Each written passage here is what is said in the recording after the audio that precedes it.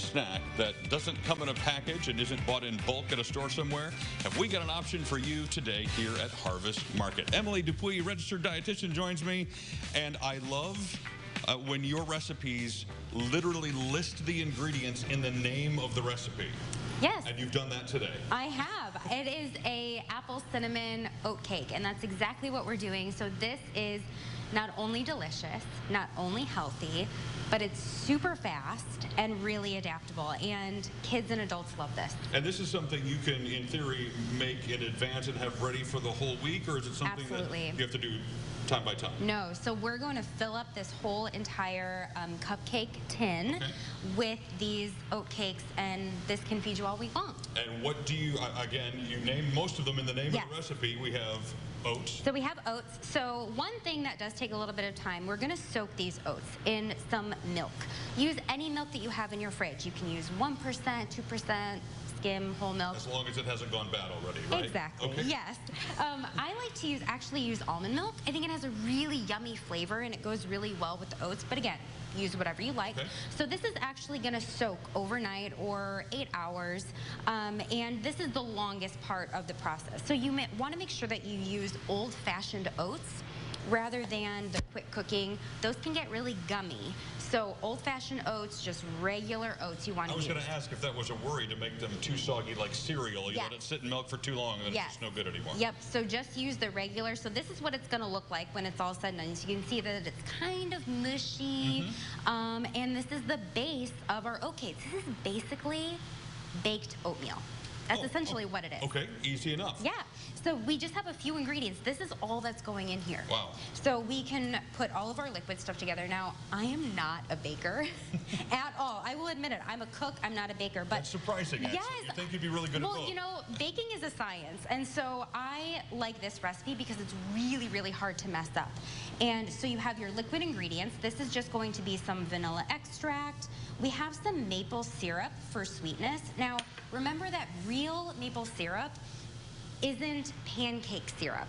So they're very different, right? So pure maple syrup is really mild in flavor. It's not ultra sweet. It's a really beautiful sweetener. So you can use honey if you don't have maple syrup. I'm sure that's not like brandy or something you have over there? Positive. This is maple syrup, not anything else. It just comes in a fancy bottle.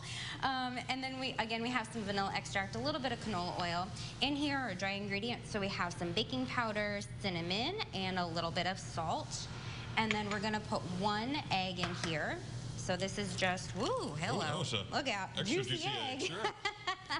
And then we're going to we're just going to mix this all up together. And this is it. This is it. I mean, kids can help with this. It comes together really in a snap. I noticed that there's also a whole apple sitting here. Yes. When does that go in? And I'm assuming it doesn't go in just like that. Right. So we do want to cut this up a little bit. So what I like to do is I like to go ahead and just kind of slice this up a little bit. I'll just go around the core just like so. We're going to cut this up into little pieces. What I like to do actually is I like to cut this up and put some in here, but then save the rest and put some on top. So we can actually kind of see. I like to be able to see what's in the oat cake. And so we're gonna save this from on top. These are Pink Ladies. Use whatever apple you like. I like these because they're slightly sweet, they're slightly tart, they're really crunchy, they hold up good in baking. You would have to change the name, but can you swap out the apple for other things? Yes, absolutely. So you can do really any fruit that you like. I've done blueberries, I've done raspberries. You just have to account for some of that wetness. So when you have a more liquidy fruit. Do you have to drain them, or how do you get rid of that? So you want to make sure that you fill this actually a little bit less than you would have, because it's going to kind of bulk it up a little bit more. That makes all the sense. So we're going to put, we'll put some of this in here, and we'll save some for the top. And what you're going to do is you're going to spray your muffin tin. So I like to use like a baking cooking spray. Look out. Ooh, hello. So this has flour in it so that it doesn't stick, and we're going to use 1/4 cup scoop, and we're going to plop this in right here, kind of use the bottom to press it down, and then you can top it with a little bit more apple.